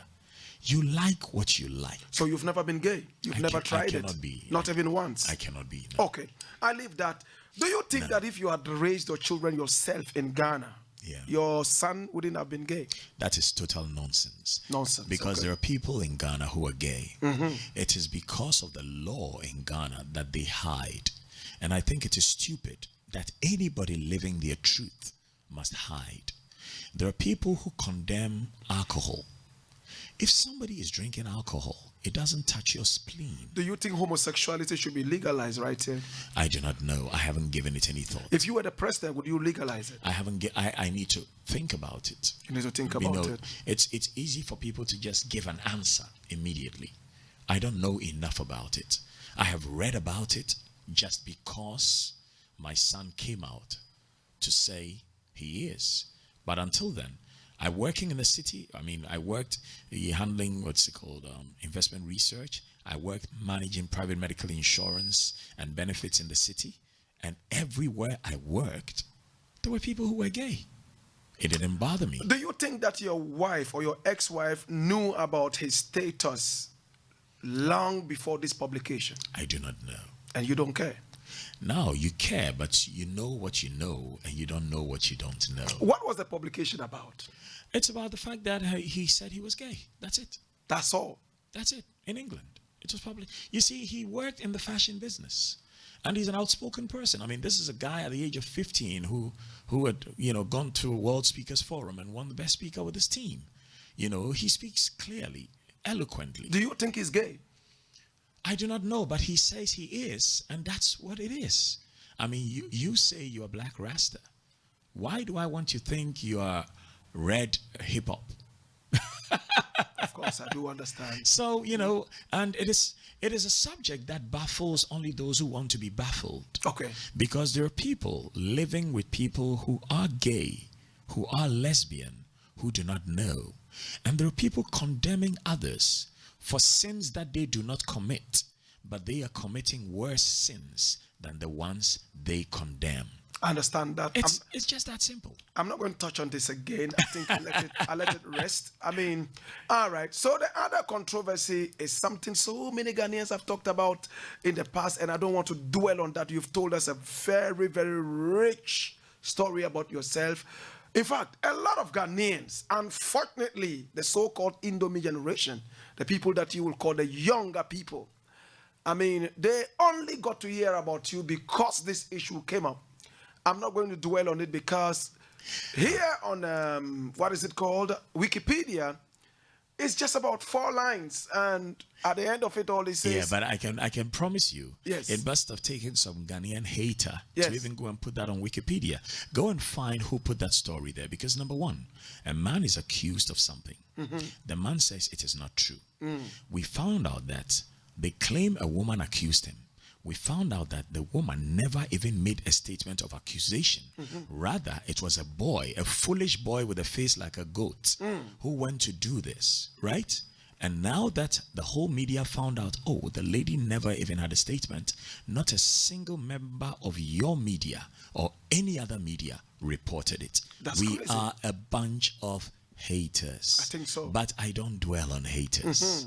I dwell on the goodness of the good people I know. Yeah. There are women, some of them on Facebook, who are using this to even set up charities to raise funds. Interesting. There are people who are in government who are thinking, oh, if we can imprison KKD, it will make it look like our ministry has done well. You stupid, dumbass, motherfucking retarded num-num.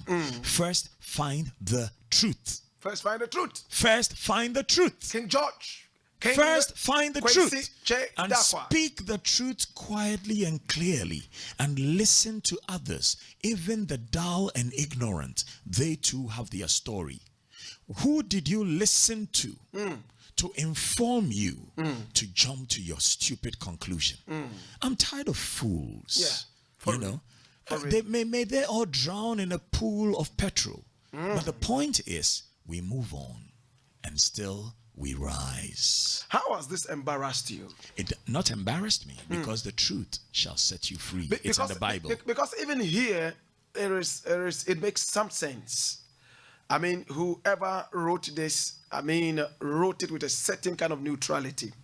This person says, on the 12th of January 2015, the 19-year-old alleged victim expressed her disinterest in pursuing the case. But you see, that's not the truth. The truth is, there was no statement from her in the first place. So you see, there's one thing. Fools can use facts to tell lies. The wise must use facts to tell truth. Fools can use facts to tell lies. The wise must use facts to tell truth. Somebody says, Black Rasta has killed my father.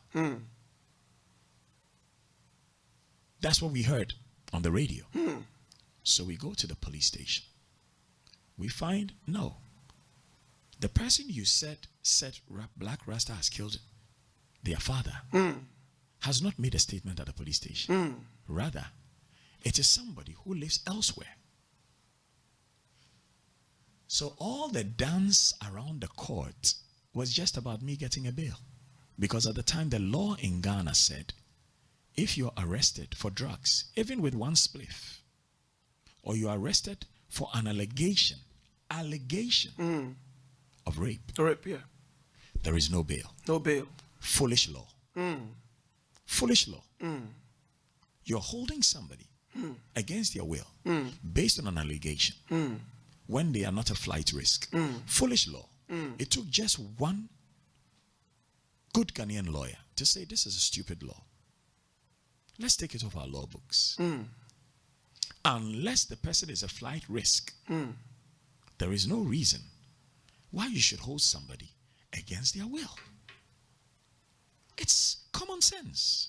And you see, Ghanaians, not just Ghanaians, human beings generally are fearful of people they think are better than them. And this happens with taxi drivers. It happens with wachi sellers. We are fearful of people we think are better than us. And unfortunately, what we fear, we hate. Two more questions. It starts with the fear, and then it turns to hate. Two more questions on this one, and I'm done. I spoke with KOD the other time, somebody that you mentored so much.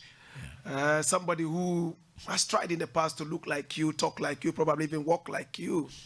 It's not only him. It's unfair when people put it like it's only him.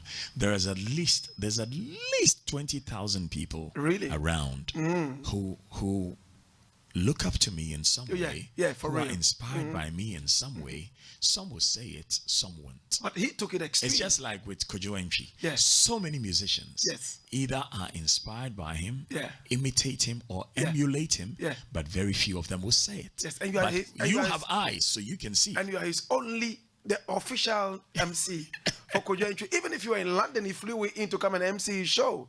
Oh my God, what a man. Okay. So, I mean, KOD now tells me, you see, Black Rasta, this man here is my uncle.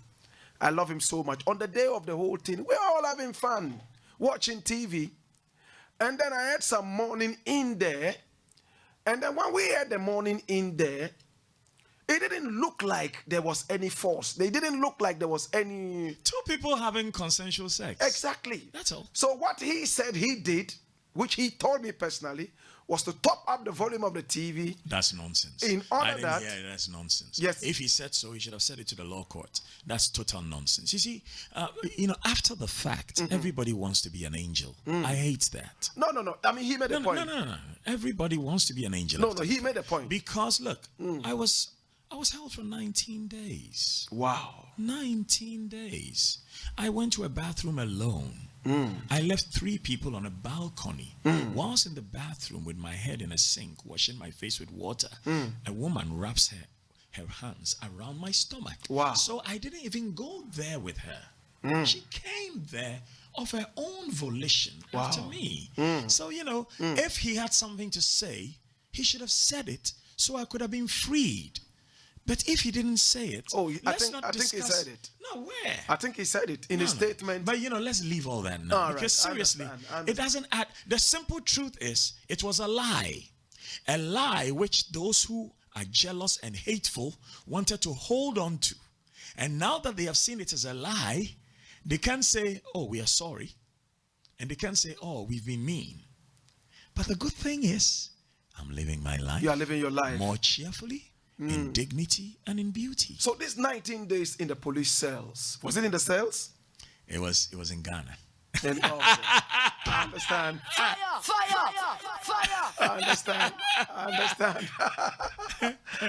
Kwesi Chedakwa. It's my guys. Hey, Onipa Yabado. Onipa Yabad. Onipa Yabado. Sure.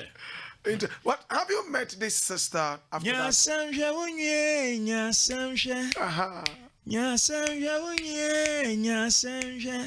Nyosi odo no beso wasem se dokono odibeko sijaso ama obi atobio enti ewiasi obi do esuro no. I'm telling you, until you are lied about, you don't know you have frenemies. You think you have friends. For real. And then once a lie is told about you, all of a sudden you see people rejoicing who are now groveling to come back to be my friend. Who are these friend enemies? Who are they? We call them friend enemies. Yes, frenemies. Who are they in your life? Oh, now? I deleted a lot of them. Is KOD one of those? He's family. So he's family. Family is for life. Okay. He's family for life. When he and I meet, we will always embrace. He's family. Interesting. I think the truth is that he was fearful because, he knelt down in his house and begged me. Oh, nice. In front of my younger sister. Oh, good. Saying, Kwesi, I was threatened. Wow. He told me in front of my younger sister, there was a witness. I was threatened that this thing is a lie. However, if you don't know and you come and say it is a lie, we will add you to it. Who wanted you down? Tell me. I'm not interested. I've told you this and I'll repeat it.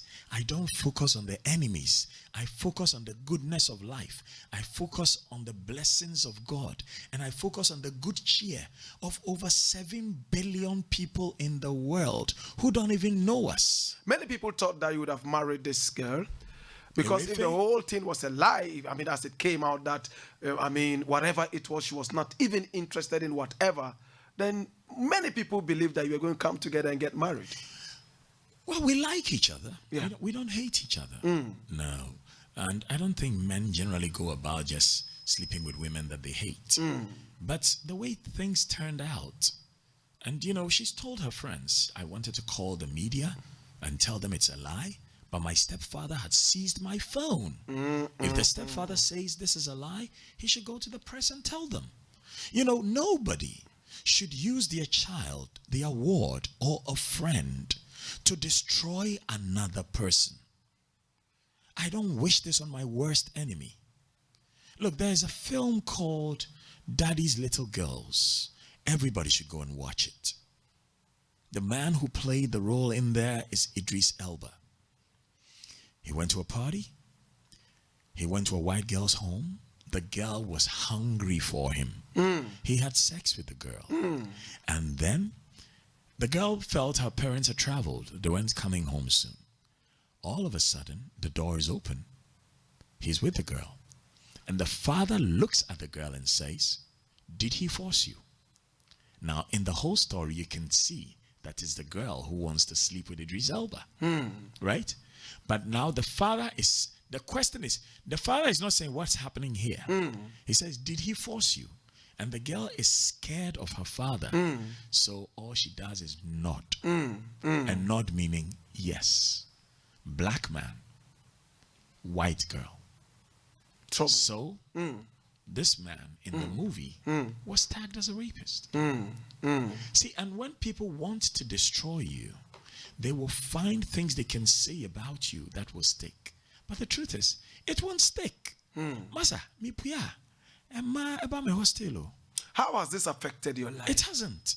Not in any way. I got ill, but I'm well now. Okay. And it's taken a long while for me to be fully well because I was sick with depression. You understand? And since I've been well, I've been able to speak about it. You understand? But the point is, anybody with any brain between their ears knows that this whole thing is a lie. Have you met the girl since? I don't want to meet her. You don't want. If she writes notes to you now, no, because I am disappointed in her. Okay. Because the least she could have done is, even when this was over, to step forward and say, "This thing is a lie that this boy said." So I'm getting to the point where I'm thinking maybe she and the boy were planning to blackmail me. Do you know which boy this was? The boy is called Kofiche. Some stupid boy who's been in one of Sarkodie's videos. He's a fool. Kofiche, is he a musician? No. He's a fool. Because now where is he? Ask yourself, where is he? We are seeing a one. We be a we say we say obino. Ebe Daniel Bauso. We die draw to Adrian Muma ubi say ondia. Obe di Adrian no enso ho yare no wo so na ebeba. Look, me ya papa.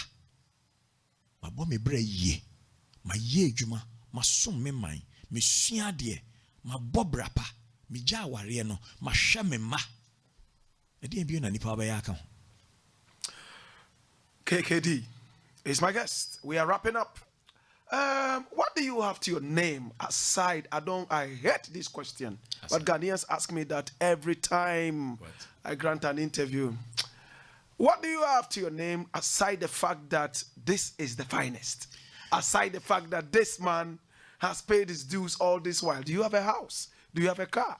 Do you wear good shoes? I have 2 houses. Do you eat good food? I have 2 houses. Wow. But I don't count possessions. Wow. And I think you know me personally enough. Exactly. Daddy Bosco knows me personally enough. Yes. Kojo Entry knows me personally enough. And in fact, Kojo is even calling me, as you can see. Oh my God, have mercy. Right? He has a show coming up. I heard your voice on his advert. To know that material things don't mean anything. That's right. Right?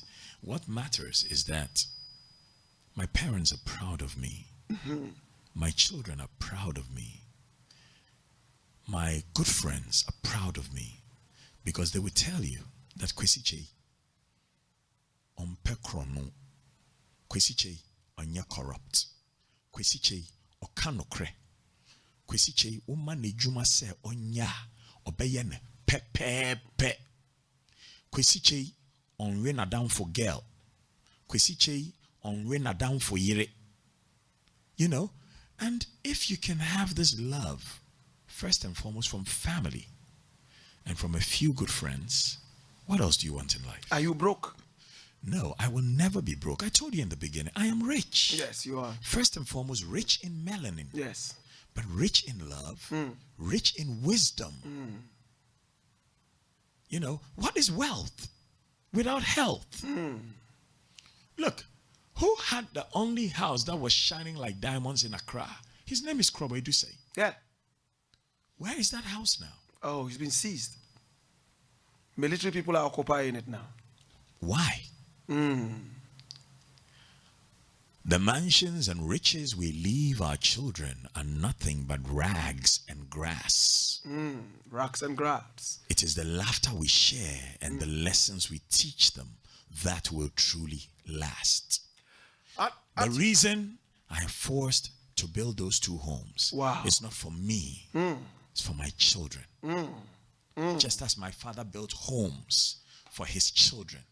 But even if my father didn't build homes, we would never walk in poverty. Yeah, true. Because our wealth does not come from the things we hold in our hands. It comes from what we hold in our hearts and our minds. Finally, tonight you have a show. Yeah. Tell me about the show. Ghana's Finest Fridays Whoa. at the Movenpick. I had some visitors and I had no place to take them. In Ghana, you can go to the beach, or you can go to an international hotel, or you can go to any of our fine restaurants. But we cannot run away from the fact that our beaches still have people poo-pooing on the beaches. So I remember way before I moved to England, I used to go every Sunday with my children because Kweku wanted to ride a horse. Wow. And would go to the beach.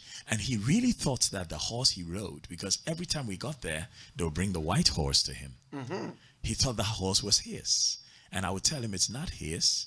We only rent it for a short while. But he believed it was his. Wow. But even then, you would see stuff that will wash onto the beach, and you didn't want your children to know. Exactly.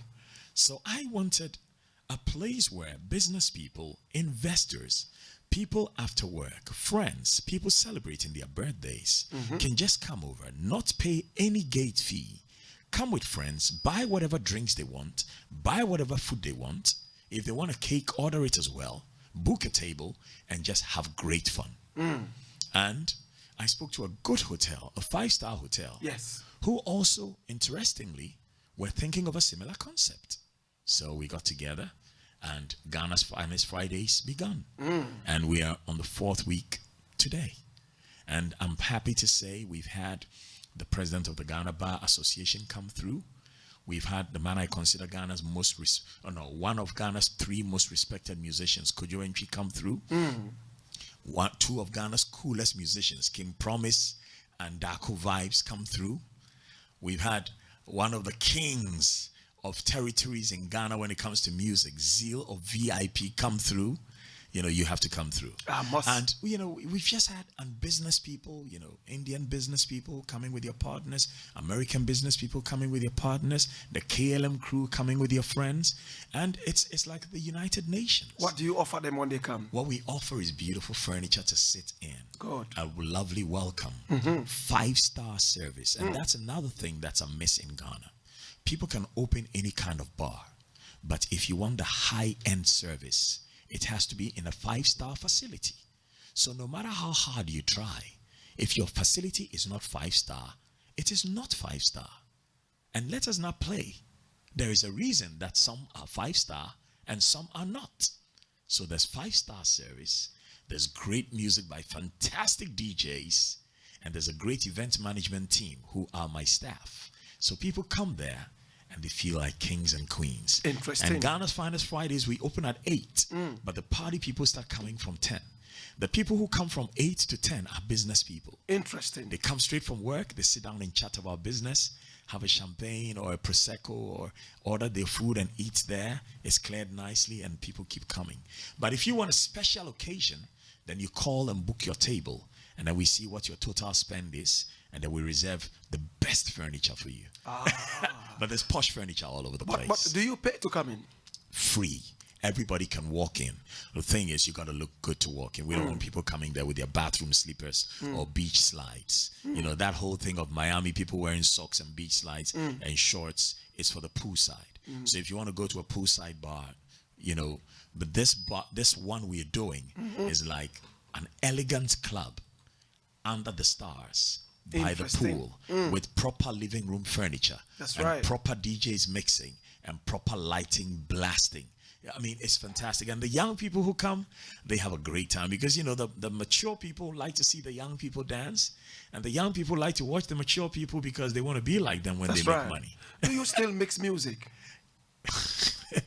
Yeah, I do. You do. Well, so many it's comments. a skill. Once you have the skill, it doesn't go. It's like rap. I told you that somewhere along the line, when that letter of mine Yes. nominating me to go Your to rap the became US, dark, and you said you were going to share that and with there's us. one about once upon a time in the heart of the city, there lived a young man who was fly and kind of witty.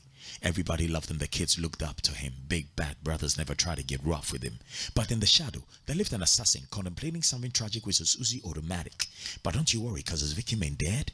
The sniper toes a piece, but they don't spit lead. They always take delight in somebody's downfall. Had to shut down the hole and big best friend a call. Have you heard the latest about KKD? You haven't? He's been killed at the GBC. That's a lie. You're a liar. Look, him getting sick and tired of you. Snappers and vipers who can never keep quiet. I don't know what you want or what you're really after. It's about time you felt the wrath of Dakwa explode like a blow from a fist of fury. Hold total control of your soul like a jury. Terrorize your mind with a rhyme designed to find the fine line that defines the borderline of right from wrong, good from evil. I judge you for lives you left in upheaval. Sentence you to death for the lies you spoken. Condemn you forever for the homes you broken. Forever you will roam in a home called the Twilight Zone, a soul that is lost in the frost of the Terror Dome. Pick up your phone and dial 999. Say you're not reporting a crime, just the murder of a murderer. What? This guy is talented. So this dude is hard. This was written the first time I got nominated to go to the US. But have you recorded any of these raps yet? My daughter is going to record more fantastic stuff. You need to hear Ohima. Interesting. In fact, if you could play, I mean, she wrote a rap for me on Father's Day, and it's beautiful. And she's got such great music. She's going to do greater than me. My life is about being the one who paves the way for others to be greater than me. And that should be the life of every parent. We must work to pave the way for our children and their friends to be greater than us. Interesting. And that is why whatever knowledge I have, I share with others. And that is why I have so many proteges who are happy to say my name all the time. And that is why I have so many friends who open their homes wherever I go in the world and say, look, don't be at that 5-star hotel, come and have my home. And it's not just Ghanaians, it's every kind of people. Because if you do good, good will come to you. Thank you so much, KD, for talking to us. Kwesi Che Dakwa, King. Kwesi Che Dakwa. My God of mercy, I just want to appreciate you and thank you so much. I'm glad that we're able to do this, and I thank you so much for the bangle. Very beautiful one he gave to me. You can see it, so beautiful. And your microphone on the top. And my microphone right on top, that beautiful shiny microphone. You know why I wanted you to have that microphone? Tell me. I listen to you, and sometimes from brother to brother, sometimes you go over the top. Okay. But I understand you. Because when the passions are overflowing, you can't help it but go over the top. But every time I listen to you, and I can tell you this, politicians may be angry with you, but they will only be angry with you when they are in power. Because when they are out of power, they will know you are speaking the truth. That's true. So don't be afraid. No way. Continue to do what you do. For real. Speak your truth, but find a way to be soft sometimes. Thank you so much, KKD, for talking to us. And in fact, we've taken all your time. You're supposed to be going to the moving pic and all that. I mean, we got to go check him out. And if you can't make it this Friday, next Friday This Friday is going to be bad because you know what? Yeah. Because tomorrow is my birthday. At midnight, some friends I know want to come and surprise me there. But everybody comes there. When you come to the moving pic, you come to the poolside. It's a poolside disco. You don't pay any gate fee. Look beautiful. You come over, you take your seat, you buy whatever drinks you want, you do whatever you want, you hear some of the best music mixes, you dance the night away, and then we close at 2. We certainly will be there. I will be there to check you out. The finest, KKD. Now, I want any reggae song of your choice. I'm going to play it for you to close. Oh, you know the reggaes I want. Yes. I want, you know. I think right now let's go for Night Nurse if you can find. Night Nurse. Let's go soft. Certainly. Let's go soft. Night Nurse. Let's go soft. Because I think tonight I'm going to be nursed. Oh my God. I'm going to be nursed. You know, birthday nursing. So I'm glad you have a beautiful sister who is warming up your bed. And my room number is I'm not gonna say it. Don't mention it so that some pretty ladies can pass through. Yes. What's your room number, KKD? I ain't telling you. A lot of ladies would like to pass through and say hi. You know. Yeah, surprise you with some, Now, nice birthday You know, gift. when I was coming in, I knew you would ask me for a song, and I was going to choose War. War, You know, by War. Bob. You remember? Bob. Until the philosophy Oh, which yes, holds yes. one race superior And and another yeah. inferior is finally and permanently discredited Oh, and my abandoned. God. Because the lyrics to that song, I mean, Emperor Haile Selassie, he got it right. Oh, my He God. really got it right. You know reggae. Oh, You know music. I know reggae because of a brother of mine called Black Priest, Samuel Odoi. Oh. You know, when the sixth formers moved, and we were the top guys in school at the time, we took over their cubicles. Which school was this? Precisely gone. Presec. War. And Black Priest, I mean, man, the guy could smoke a bunch. Man, the guy would smoke so much, he would make me high. My and God. all he liked was reggae. So he introduced me to Black Uhuru, introduced me to Steel Pulse, Chanta Sama Day. Chanta Sama He Day. introduced me to Wita Baruka. Yes, yes. You know, every badass reggae that I love is because of Black Priest. Hey, Black Priest. And I tell him all the time. Big up yourself wherever you are. Oh my God. So I'm going to do both for you.